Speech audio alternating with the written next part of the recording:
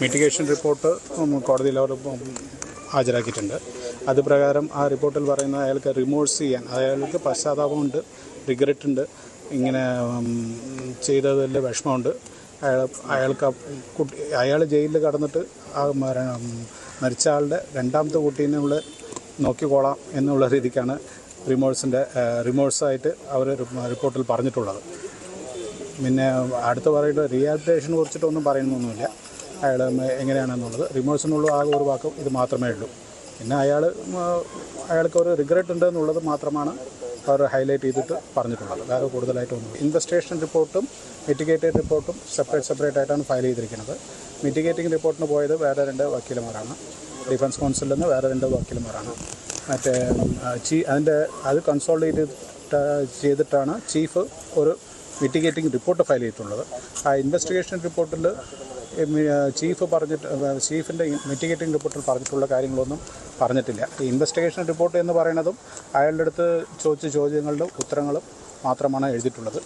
ആ ഉത്തരങ്ങളൊന്നും ഈ മിറ്റിഗേറ്റിംഗ് റിപ്പോർട്ടിൽ പറഞ്ഞിട്ടുള്ള കാര്യങ്ങൾ എങ്ങനെ വന്നു എന്നുള്ളത് യാതൊരു അടിസ്ഥാനവും കാണുന്നില്ല. നമസ്കാരം, സ്പോട്ട് ലൈവിലേക്ക് സ്വാഗതം. നെന്മാറ ഇരട്ടക്കൊലപാതക കേസിൽ വിധി തിങ്കളാഴ്ച. മിറ്റിഗേഷൻ റിപ്പോർട്ടിന്റെ അടിസ്ഥാനത്തിലുള്ള വാദം പൂർത്തിയായി. വീഡിയോ കോൺഫറൻസ് വഴി പ്രതി ചെന്താമരയും ഹാജരായിരുന്നു. വിധി പറയുമ്പോൾ മിറ്റിഗേഷൻ റിപ്പോർട്ട് പരിഗണിക്കരുതെന്ന പ്രതിഭാഗം വാദിച്ചു. പ്രകോപിപ്പിച്ചാൽ ആരെയും കൊല്ലുമെന്ന് പറയുന്ന പ്രതിയെ എങ്ങനെ സമൂഹത്തിൽ വിടാൻ പറ്റുമെന്നായിരുന്നു പ്രോസിക്യൂഷന്റെ എതിർവാദം. വിശദാംശങ്ങളുമായി CV അനുമോദ് ചേരുന്നുണ്ട്. അനുമോദ്, എന്തൊക്കെയാണ് ഈ മിറ്റിഗേഷൻ റിപ്പോർട്ടിൽ പറയുന്നത്?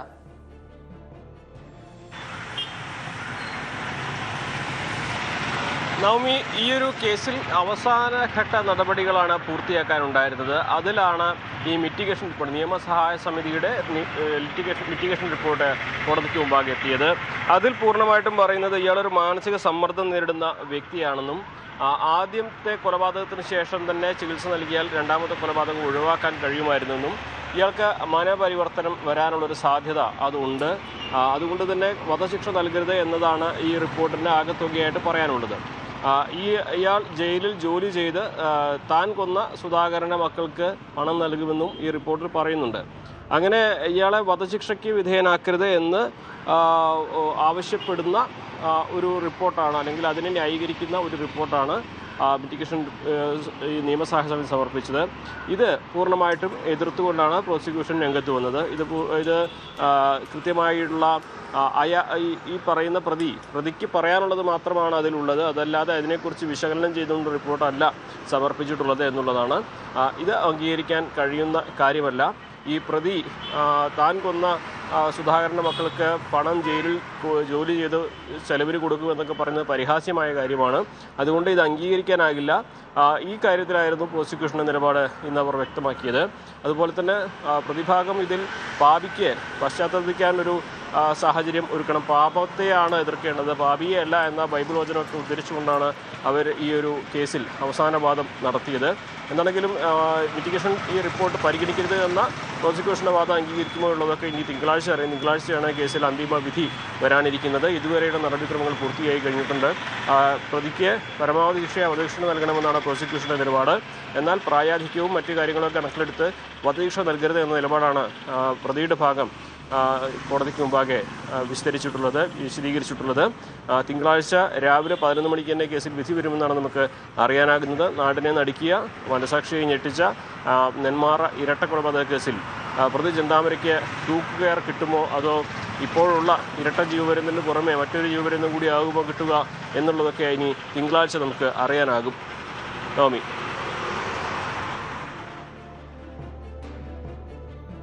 അനുമോദ് പറഞ്ഞത് തന്നെയാണ്, ഈ കുട്ടികളെ നോക്കിക്കൊള്ളാം എന്നൊക്കെ പറയുന്നത് ഒരു അപഹാസ്യമായിട്ടാണ് നമുക്ക് തോന്നുന്നത്. കാരണം അത്രയും കരുതലുള്ള ഒരു വ്യക്തിയായിരുന്നെങ്കിൽ പിന്നെ എന്തിനാണ് രണ്ടാമത് ജയിലിൽ നിന്നും പുറത്തിറങ്ങിയപ്പോഴും ഇങ്ങനെ ഒരു കൊലപാതകം നടത്തേണ്ടതുള്ളത്? അത്രയേറെ ജീവിക്കാൻ ആഗ്രഹിക്കുന്ന ഒരാളാണെങ്കിൽ വീണ്ടും ഒരു നാടിനെ ആകെ, ഒരു കുടുംബത്തെ ആകെ അനാഥമാക്കുന്ന തരത്തിലേക്കുള്ള ഒരു പ്രവർത്തികളൊന്നും ചെയ്യേണ്ടിയിരുന്നില്ലല്ലോ. ഒപ്പം ഈ പ്രോസിക്യൂഷന്റെ വാദങ്ങളെ അത് കോടതിയിൽ ബോധിപ്പിക്കാൻ കഴിഞ്ഞിട്ടുണ്ടോ?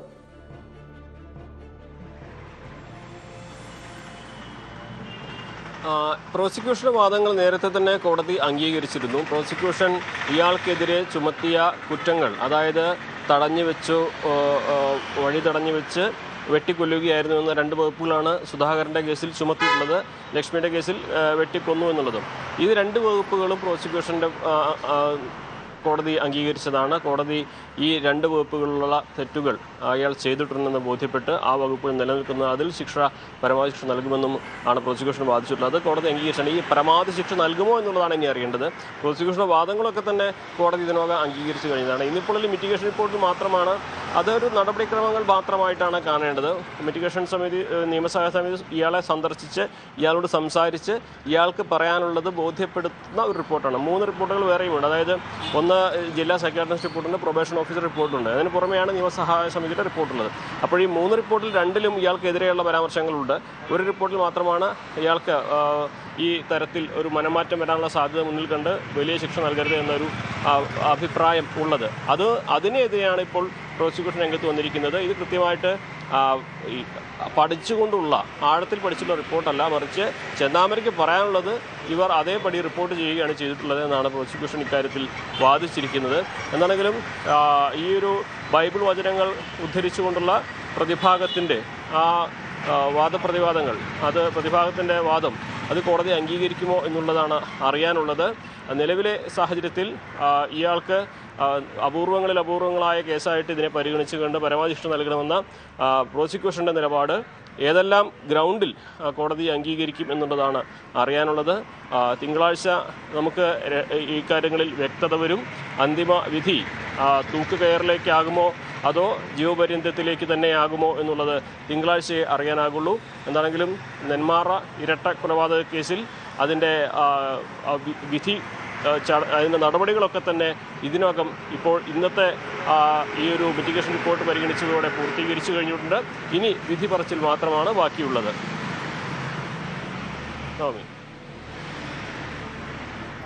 അതെ അനുമോദ്, അതോടൊപ്പം തന്നെ നമുക്ക് തിങ്കളാഴ്ച വരെ കാത്തിരിക്കേണ്ടതുണ്ട്. കാരണം കോടതിയാണ് ഇനി അതിൽ വിധി പറയുക. ഇത്രയും കോടതിയുടെ മുന്നിലേക്ക് വേണ്ടത് തെളിവുകളാണ്, ഒപ്പം സാക്ഷിമൊഴികളാണ്. ഒപ്പം പ്രോസിക്യൂഷൻ ഏത് തരത്തിൽ ഈ കേസിനെ വാദിക്കുന്നു എന്നതും ഏറ്റവും പ്രധാനപ്പെട്ട കാര്യമായി നിൽക്കുന്നുണ്ട്. അതിനൊക്കെ അപ്പുറത്തേക്ക് ഒരു സമൂഹം മുഴുവനും, അല്ലെങ്കിൽ ഒരു കേരളം മുഴുവനും, ഒരു കുടുംബം വരെയും ആഗ്രഹിക്കുന്നത് ഈ പ്രതിക്ക് വധശിക്ഷ നൽകണം എന്ന് തന്നെയാണ്. അതിൽ കുറഞ്ഞതൊന്നും തന്നെ, പരമാവധി ശിക്ഷ തന്നെ ലഭിക്കണമെന്നാണ് സമൂഹവും നമ്മൾ എല്ലാവരും ആഗ്രഹിക്കുന്നത്. അത്തരത്തിൽ തന്നെ ഉണ്ടാകുമെന്ന് നമുക്ക് പ്രതീക്ഷിക്കാമോ?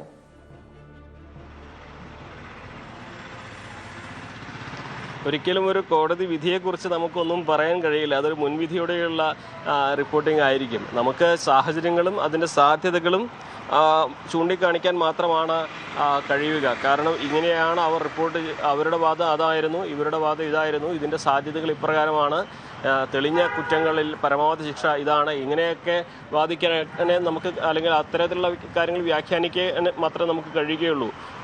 ഈ വൈകാരികമായിട്ടുള്ള പ്രതികരണങ്ങൾ സ്വാഭാവികമായിട്ട് സമൂഹത്തിൻ്റെ എല്ലാ മേഖലയിൽ നിന്നും ഉയരുമ്പോഴും അതിനപ്പുറം കോടതിക്ക് മുമ്പിൽ എന്തെല്ലാം കാര്യങ്ങൾ ബോധ്യപ്പെട്ടു എന്ന് തെളിയിക്കുന്നതിൽ, അല്ലെങ്കിൽ കോടതിക്ക് ബോധ്യപ്പെടുന്നതിലാണ് ഈ ശിക്ഷയുടെ കാര്യത്തിലൊക്കെ ഒരു വ്യക്തത വരും. നമുക്ക് കുട്ടികളുടെ ഭാഗം, അത് അവരുടെ ആർക്കാണെങ്കിലും അവരുടെ ആ സ്ഥിതിയിൽ വിഷമം തോന്നും. കാരണം പുറത്തിറങ്ങി നടക്കാൻ പേടിയാണ്. ഇയാളുടെ ഛായയുള്ള ഒരാളെ കണ്ടാൽ അത് ഇയാളാണോ, ജയിലിൽ ചാടി വന്ന് ഞങ്ങളെ കൊല്ലാൻ വരികയാണോ എന്നുള്ള പേടിയിലാണ് അവർ ഈ ദിവസങ്ങളൊക്കെ തന്നെ കഴിച്ചു കൂട്ടുന്നത്. ഇയാളുടെ ഒരു ചരിത്രം വെച്ച് നോക്കുമ്പോൾ പുറത്തിറങ്ങിയാൽ ഈ കുട്ടികളെയും കൊല്ലുമെന്ന് അവർ പേടിക്കുന്നുണ്ട്.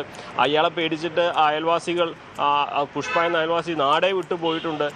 അത് അയൽവാസികൾക്കൊക്കെ ഇയാൾ ഇനി പുറത്തിറങ്ങിയാൽ ഇനിയും ആക്രമണം കാണിക്കുമെന്ന് പേടിയുണ്ട്. ഇതൊക്കെ വസ്തുതകളാണെങ്കിൽ പോലും വൈകാരികമായിട്ടുള്ള കാര്യങ്ങൾ അല്ല കോടതിയിൽ ഒരു വിധി പ്രസ്താവത്തിൽ സ്വാഭാവികമായിട്ടും ആദ്യ പരിഗണനയിൽ ഉണ്ടാവുക. കോടതിക്ക് മുമ്പിൽ തെളിവുകളാണ്, നിയമം അനുശാസിക്കുന്ന തരത്തിൽ ഉള്ള ശിക്ഷയാണ്. അതിൽ പരമാവധി ശിക്ഷ ഇയാൾ അർഹിക്കുന്നുണ്ടോ എന്നുള്ളത് തെളിയിക്കപ്പെട്ട കാര്യങ്ങളുടെ അടിസ്ഥാനത്തിലും നിയമങ്ങളിലെ അത് പ്രോസിക്യൂഷനും അതേപോലെ തന്നെ പ്രതിഭാഗവും ഹാജരാക്കുന്ന തെളിവുകളുടെ അടിസ്ഥാനത്തിലാണ് കോടതി തീരുമാനിക്കുക. നമുക്കതുകൊണ്ട് തന്നെ കുട്ടികളുടെയും ഇയാൾക്കെതിരെ വന്ന മൊഴികളുടെയൊക്കെ അടിസ്ഥാനത്തിൽ കൊടുങ്ക്രൂരനായിട്ട് ഇയാൾക്ക് വധശിക്ഷ കിട്ടണമെന്ന് ആ ഒരു സമൂഹം, അതായത് നെന്മാറ മേഖലയിൽ അത്തരത്തിലുള്ളൊരു ആവശ്യം എല്ലാവരും ഉന്നയിക്കുന്നു, അല്ലെങ്കിൽ അങ്ങനെ അവരുടെ അഭിപ്രായം അതാണെന്ന് പറയാമെന്നല്ലാതെ വധശിക്ഷ ഇയാൾക്ക് ലഭിക്കുമെന്നോ ലഭിക്കില്ല എന്നോ ഒന്നും നമുക്ക് പറയാനാകില്ല. അതൊക്കെ മുൻവിധിയോടെയുള്ള നമ്മുടെ പ്രസ്താവനകളായിരിക്കും. എന്താണെങ്കിലും പ്രോസിക്യൂഷൻ വധശിക്ഷ ലഭിക്കാനുള്ള എല്ലാ കാര്യങ്ങളും കോടതിക്ക് മുമ്പാകെ ബോധ്യപ്പെടുത്തിയിട്ടുണ്ട് ഇതിനകം എന്നുള്ളതാണ് നമുക്ക് വ്യക്തമായി പറയാൻ കഴിയുന്നൊരു കാര്യം. നവമി. ശരി, അനുമോദാണ് വിശദാംശങ്ങൾ നൽകിയത്. നെന്മാറ ഇരട്ട കൊലപാതക കേസിൽ ചെന്താമരയുടെ വിധി തിങ്കളാഴ്ച അറിയാം. കൂടുതൽ വാർത്തകൾക്ക് news 18 Keralam YouTube channel subscribe ചെയ്യുക.